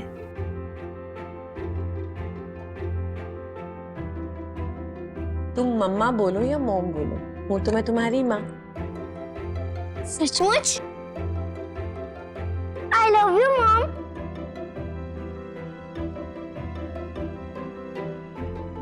मम्मा ने आपको कैसे ढूंढा? आप इतने साल से थे कहाँ? ये सब सुनकर रोहित स्तब्ध था और सोच रहा था कि उसके बेटे को आखिर हो क्या गया है। वो क्यों ऐसी अजीब अजीब बातें कर रहा है। मैंने ना इंटरनेट पे एक वीडियो देखा था जिसमें एक लेडी 7 साल के बच्चे को ये यकीन दिलाती है कि पिछले जन्म में वो उसका बेटा था, और वो बच्चा अपनी असली माँ को छोड़कर उस लेडी के साथ चला जाता है। उस सामने वाली ब्यूटीफुल सी दीदी, उनसे मिलने के बाद आर्यन का बिहेवियर काफी चेंज हो गया। ना चाहते हुए भी धीरे धीरे उसे सनी की बात सच लग रही थी। कहीं उस अनिका ने आर्यन पर जादू तो नहीं किया। मारवा ग्रुप की 22 कंपनी स्टॉक एक्सचेंज में लिस्टेड थीं। मनाली में इंटरनेशनल लेवल की एक आधुनिक मल्टी स्पेशलिटी हॉस्पिटल थी। इतना बड़ा एम्पायर होने के बावजूद रोहित को अपनी पूरी लाइफ 1 सेकंड में फीकी लगने लगी थी। फिलहाल उसके लिए दौलत और शोहरत कोई मायने नहीं रखती थी। मायने रखता था तो बस आर्यन। रोहित आर्यन से अपनी जान से भी ज्यादा प्यार करता था, लेकिन आज अनिका के कारण उसे आर्यन को खोने का डर सता रहा था। रिया अब पिज्जा पर से अपने फेवरेट टॉपिंग्स चुन चुन कर हाथ से निकाल कर खाने लगी। तभी उसका ध्यान सामने बैठे रोहित के मसल्स पर गया। रेगुलर एक्सरसाइज की वजह से रोहित का शरीर फिट था। फ्लैट एब, टोन्ड मसल्स उसके टक्सीडो शर्ट से भी साफ नजर आ रहे थे। रिया ने रोहित के बाइसेप्स देखे और अपने छोटे छोटे हाथों से उसे दबा कर कहा, मैंने जितना सोचा था उससे कई ज्यादा हैंडसम और स्ट्रॉन्ग हो आप। मुझे एक हाथ में उठा के घुमाओ ना, बहुत हो जाएगा। करो करो करो। नहीं, पहले मैं खाऊंगी फिर मुझे घुमाना, ओके? आर्यन की कमजोर मानसिकता समझते हुए रोहित के पास उसकी बातें मानने के अलावा और कोई चारा नहीं था। देखो बेटा, मैं आपकी सारी बातें मानूंगा, आपका जो मन में आए वो करो, लेकिन आपको ना मेरी एक छोटी सी बात माननी पड़ेगी।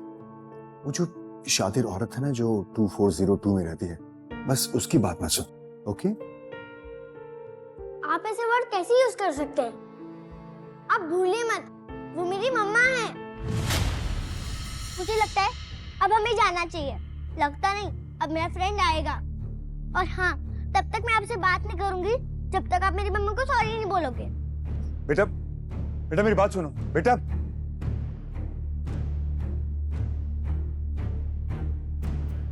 रोहित ने देखा कि आज आर्यन की बातों में, उसकी चाल में एक अलग ही कॉन्फिडेंस था। उसने हमेशा चाहा था आर्यन भी बाकी बच्चों की तरह स्ट्रॉन्ग और कॉन्फिडेंट हो, मगर इस तरह का ओवरनाइट बदलाव उससे हजम नहीं हो रहा था। मुझे वॉशरूम जाना है।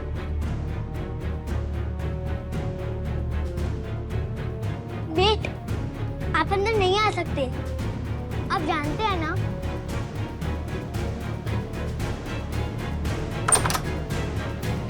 ये देखकर रोहित का सर मानो घूमने लगा।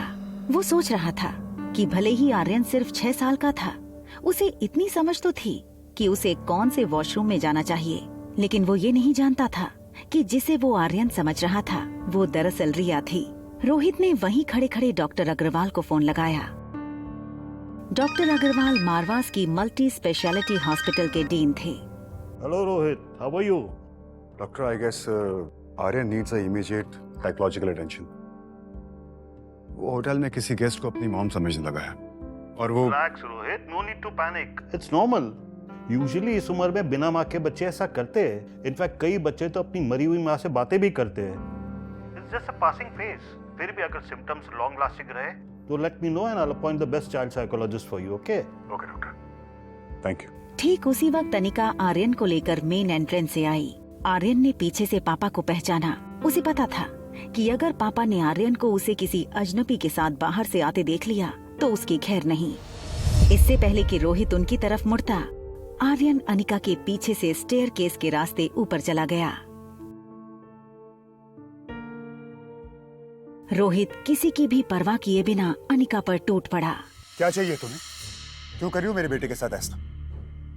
देखिए, आई थिंक आपको कोई ना गलतफहमी हुई है। कितने पैसे चाहिए तुम्हें? जितने तुमने सोचे नहीं होगे उससे कहीं ज्यादा मिलेंगे, लेकिन हमसे दूर रहो। बस हाँ, अब इसके आगे कुछ मत बोलना। क्या ना बोलूं?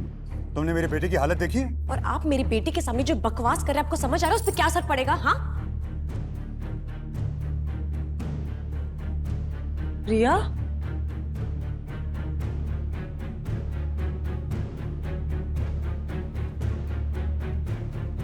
आपने अभी मेरी बेटी को देखा जो अभी मेरे साथ आई थी, वो ब्लैक कलर का? आपने देखा अभी एक छोटी सी लड़की आई थी ये मेरे साथ में छोटी सी, वो कहाँ चली गई? आपने? रोहित समझ नहीं पा रहा था कि ये सब अनिका का दिखावा था या सचमुच उसकी बच्ची खोई थी। बेहद घबराई अनिका बार बार फोन लगाने लगी। वहाँ आर्यन टॉप फ्लोर पर अपने कमरे का दरवाजा नॉक करने लगा। कुछ देर बाद जब सनी ने दरवाजा खोला तो आर्यन को बाहर देखकर वो यकीन नहीं कर पाया। उसे डर था कहीं रोहित ने आर्यन को कमरे के बाहर देख लिया तो आर्यन के साथ साथ उसकी भी खैर नहीं। अरे तुम बाहर कब गए? मुस्कुराना बंद करो, बताओ मुझे तुम बाहर कब गए? फिर भैया ने तुम्हें देख लिया होगा ना। तुम्हारे साथ जो होगा सो होगा। मैं अपने फोन से हाथ धो बैठूंगा। और अगर मेरा फोन मुझसे छिन गया ना तो तुम्हें मैं नहीं छोड़ूंगा। डैड ने मुझे नहीं देखा। मैं सीधे से फर्स्ट फ्लोर पे आ गया, फिर लिफ्ट से सीधा यहाँ। पर तुम गए कहाँ थे? पिज्जा खाने।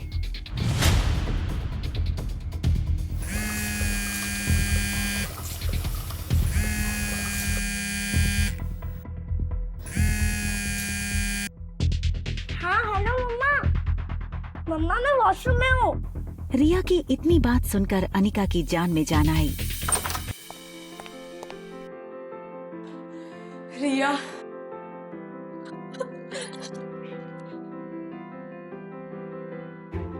डरा दिया तूने। सारा दिन तू इतनी वेल बिहेव थी और होटल में आती तेरी शैतानी शुरू।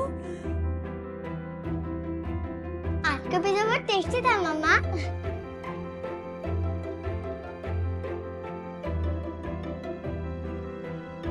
ठीक है, फिर ले जाऊंगी, पर ऐसा मत करना।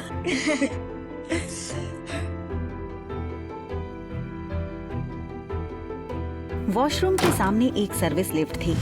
अनिका नहीं चाहती थी कि मेन लिफ्ट के सामने रिसेप्शन के पास खड़ा रोहित रिया के सामने फिर वो सब बोले जो उसने अभी अभी कहा था। सनी ये सुनकर परेशान था कि आखिर आर्यन पिज्जा किसके साथ खाकर आया।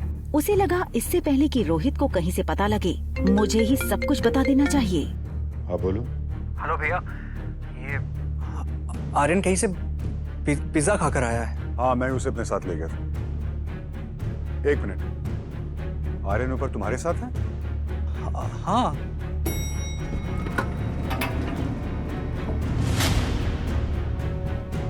ठीक है, मैं ऊपर आता हूँ। ओके। इससे पहले कि आर्यन अनिका को पूरी तरह से अपनी मां मान बैठे, मुझे कुछ करना होगा।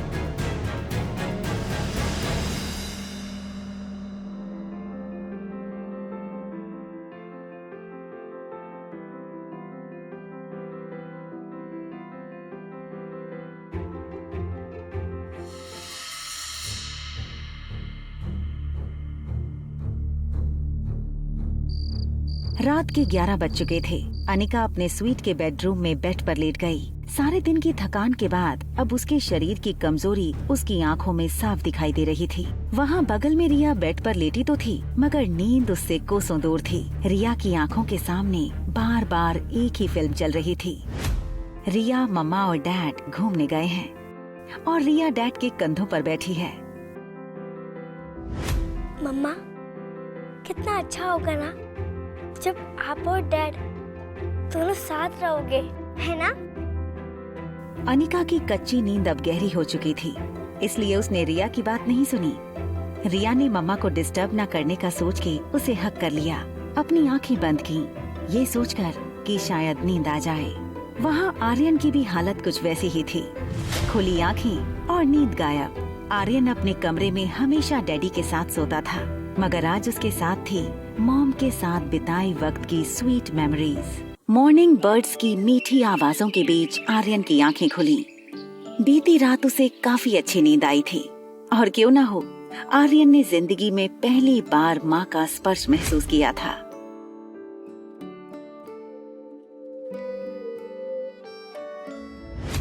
तुम मम्मा बोलो या मॉम बोलो, हूँ तो मैं तुम्हारी माँ। सचमुच? I love you, mom. मगर उसे पता था चाहे कुछ भी हो जाए, रोहित को कल के बारे में पता नहीं चलना चाहिए।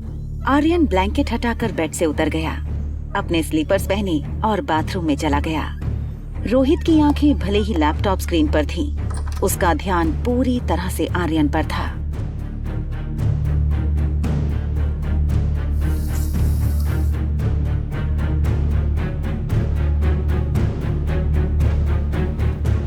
Good morning dad. रोहित की नजर अब भी आर्यन के बर्ताव पर थी, जो अब बिल्कुल पहले जैसे हो गया था। गुड मॉर्निंग बेटा, ब्रेकफास्ट के लिए चलें? डाइनिंग टेबल पर रोज की तरह होटल के सर्विस स्टाफ ने नाश्ता सजा दिया था। Orange juice, bread toast, butter और सैलेड। रोहित ने राहत की सांस ली। आर्यन पहले की तरह नॉर्मल हो गया था।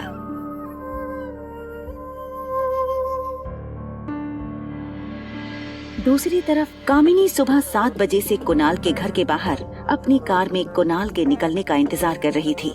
9 बजे जैसे ही कुणाल निकला,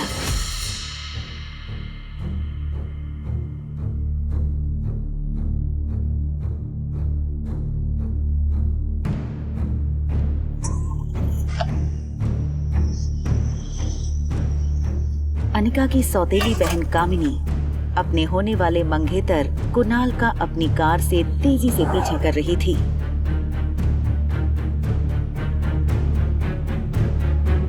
बर्थडे पार्टी के बाद ना तो कुणाल कामिनी का फोन उठा रहा था और ना ही कॉल बैक कर रहा था। कंपनी के पेपर्स कहाँ हैं? ये हो सकती है शादी। कंपनी के पेपर्स अगर नहीं मिले तो मेरे घर वाले इस शादी के लिए नहीं मानेंगे और ना ही मैं। कामिनी को लग रहा था कि क्योंकि अनिका ने अपनी कंपनी के पेपर्स उसके नाम नहीं किए थे, इसलिए उस बात को लेकर कुणाल अब तक नाराज है। लेकिन वो इस बात से बेखबर थी कि कुणाल किस मकसद से अपने घर से निकला है। ना तो कुणाल कामिनी का फोन उठा रहा था और ना ही कॉल बैक कर रहा था। कामिनी को कुणाल का ये बर्ताव बहुत अजीब लग रहा था, इसलिए कामिनी कुणाल का पीछा करके पता करना चाहती थी कि आखिर कुणाल कहाँ और किसके साथ बिजी है।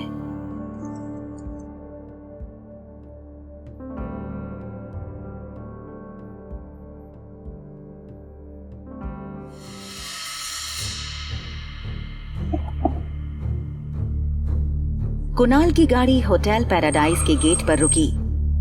कामिनी थोड़ी दूर रुक गई। उसने देखा कुणाल ने गेट पर सिक्योरिटी से कुछ बात की और गाड़ी लेकर अंदर चला गया। कामिनी कुणाल को पता नहीं चलने देना चाहती थी कि वो उसका पीछा कर रही थी।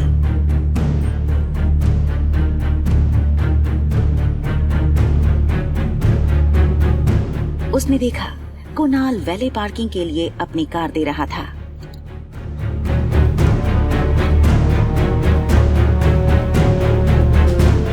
कुणाल जब लिफ्ट के अंदर चला गया तो कामिनी दौड़कर लिफ्ट के पास आई।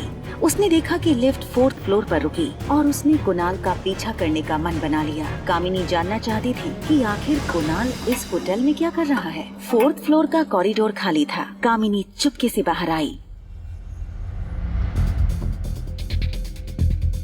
हील्स की आवाज सुनकर कुणाल चौकन्ना हो गया और वो झट से मुड़ा।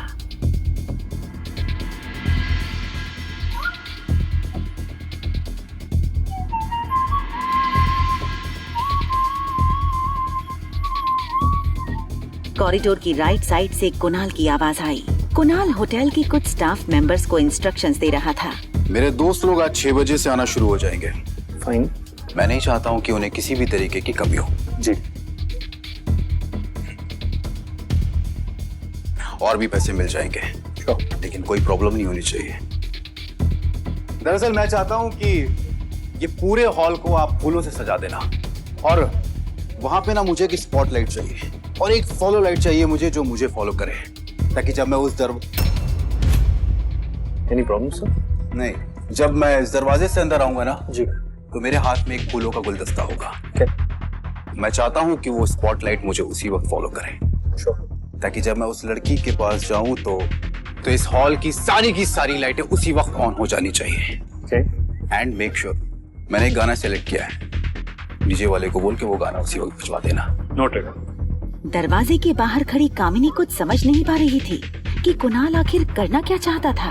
एक्सक्यूज मी मैडम, मैडम आपको कुछ चाहिए? कामिनी घबरा गई, कहीं कुणाल को उसके बारे में पता न चल जाए। वो वहाँ से भाग निकली। क्या हुआ मैडम? मैडम, अरे मैडम क्या हुआ? आवाज सुनकर कुणाल और बॉल रूम में मौजूद बाकी लोग बाहर दरवाजे की तरफ आ गए। क्या हुआ मनोज, क्यों चिल्ला रहे हो? अरे सर, एक मैडम थी यहाँ दरवाजे से लेके खड़ी थी, हाथ में उनका सैंडल था। मैंने पूछा क्या हुआ मैडम, तो भाग गई। शायद गलत फ्लोर पे आ गई होगी। नहीं, तुम्हारी शक्ल देख करके डर गई होगी। बाकी स्टाफ वाले सफाई वाले मनोज पर हंसने लगे।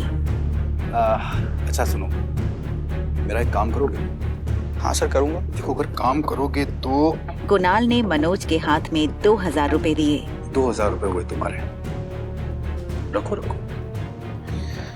काम नहीं पूछोगे क्या है? क्या है? कुणाल ने अपनी जेब से फोन निकाला और रागिनी की तस्वीर मनोज को दिखाई। ये लड़की इसी होटल में रुकी हुई है। अब तुम्हें ये पता करना है कि इसका रूम नंबर क्या है। हो जाएगा सर। गुड। और फिर जब ये हो जाए तो फिर उसके बाद एक छोटा सा काम और कर देना। ये लेटर उसको दे देना। दे दूंगा सर, आप टेंशन मत लो। कामिनी गहरी सोच में अपनी गाड़ी की तरफ बढ़ रही थी। उसे ये तक पता नहीं था कि उसके पाँव की सैंडल अब तक उसके हाथों में थी। वो जैसे ही गाड़ी में बैठी, उसने देखा कुणाल अपनी गाड़ी में तेजी से होटल पैराडाइज के गेट से निकल रहा था। कामिनी तुरंत स्टीयरिंग व्हील के नीचे छुप गई। उसने कुणाल की गाड़ी को आगे निकलते हुए देखा। कामिनी समझ नहीं पा रही थी आखिर कुणाल ये सब क्यों कर रहा था और किसके लिए। कुणाल ने गाड़ी में तेज म्यूजिक चलाया हुआ था।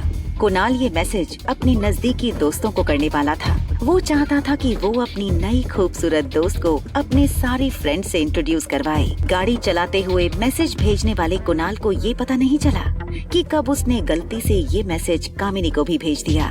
कामिनी अपनी गाड़ी में सर स्टीयरिंग पर रखकर बैठी थी। कामिनी को शक हो चुका था कि कुणाल की जिंदगी में शायद कोई और लड़की है।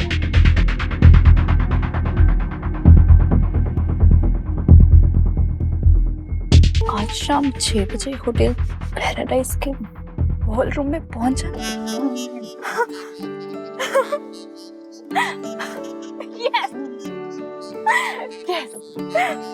ये मैसेज पढ़कर मानो कामिनी को अपनी खोई जिंदगी वापस मिल गई थी। कामिनी को लगा कि सारी प्लानिंग कुणाल ने इसलिए की थी ताकि आज शाम वो कामिनी को शादी के लिए प्रपोज कर सके। बेचारी कामिनी को खुद पर शर्म आ रही थी। उसे लगा कुणाल पर उसे इस तरह शक नहीं करना चाहिए था। अब कामिनी को आज के स्पेशल दिन पर कुणाल के लिए कुछ स्पेशल करना था। कामिनी ने सोचा, अगर आज के दिन अनिका की कंपनी में कुणाल को तोहफे में दूं तो अच्छा सरप्राइज होगा। अनिका उस वक्त रिया के साथ बैठकर उसके स्कूल प्रोजेक्ट पूरे करने में मदद कर रही थी। ये पेज फिनिश करो, मैं आ रही हूँ। अनिका रिया से थोड़ा दूर होकर बोली, हेलो। सुनो अनिका, मुझे वो फार्मा कंपनी आज ही चाहिए।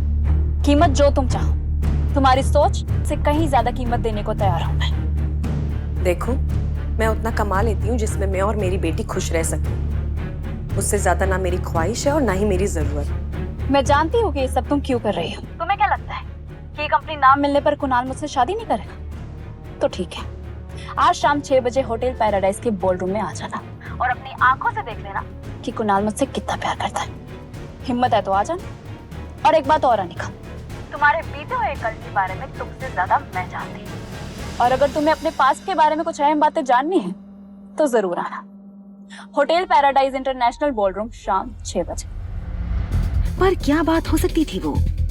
अनिका ने सोचा, क्या वो बात फार्मा कंपनी से जुड़ी थी या शायद उसकी शादी से जुड़ी थी या फिर उसके खोए हुए बेटे की? अनिका के मन में ये ख्याल चल ही रहा था कि स्वीट की डोरबेल बजी। मैं खोलूंगी।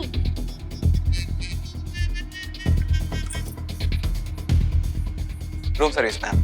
रिया ने मुस्कुराकर मनोज को अंदर आने का इशारा किया।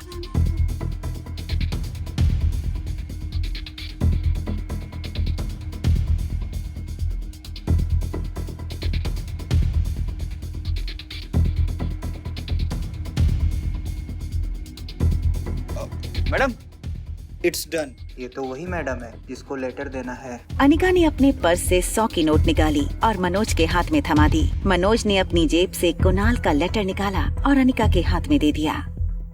अनिका को लगा शायद ये होटल का कोई बिल होगा। उसने लेटर को अनफोल्ड किया। लेटर में लिखा था, डियर रागिनी, आखिर हमारा खत आपके कमरे तक पहुंच ही गया।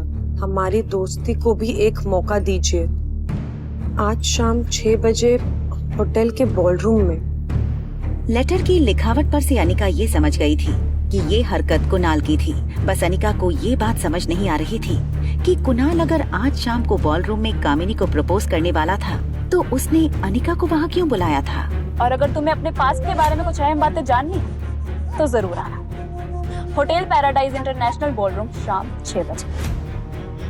तभी अनिका को ख्याल आया कि रूम सर्विस वाला आखिर कुणाल को कैसे जानता है। उससे बात करने के लिए वो तुरंत अपने रूम से बाहर आई, लेकिन मनोज उसे नहीं मिला। रोहित अपने स्वीट में वीडियो कॉन्फ्रेंस के जरिए कंपनी के बोर्ड मेंबर की मीटिंग अटेंड कर रहा था। उसके फोन पर बार बार कंपनी का IT हेड सैम फोन कर रहा था। रोहित को पता था कि सैम के पास जरूर डॉक्टर अमृता की कोई न्यूज होगी। कॉन्फ्रेंस खत्म करने के बाद रोहित सैम को फोन लगाने ही वाला था कि आर्यन की ट्यूशन टीचर मैरी आर्यन के रूम से बाहर आई।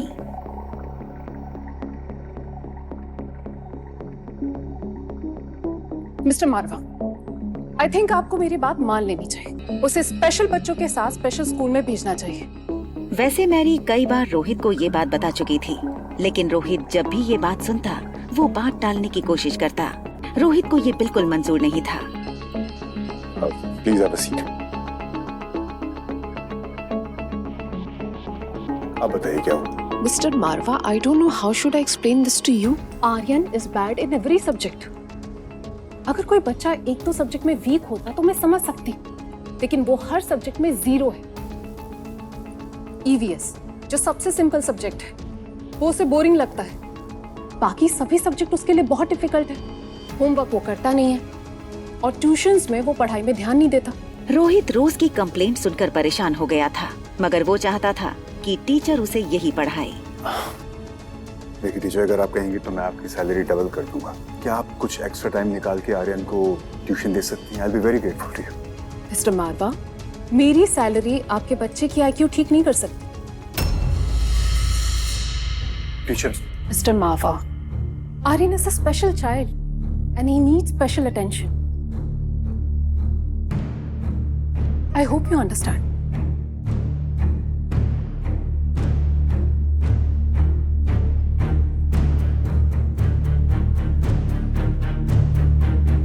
हाँ सर बोलो।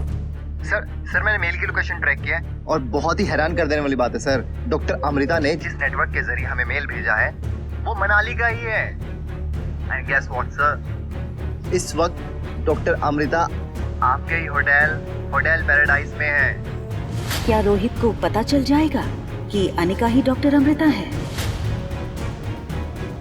आगे की कहानी जानने के लिए देखें अगला एपिसोड सिर्फ पॉकेट FM के YouTube चैनल पर। और एक लड़की को देखा तो के सारे एपिसोड को सुनने के लिए डिस्क्रिप्शन में दी गई लिंक से डाउनलोड करें पॉकेट FM ऐप।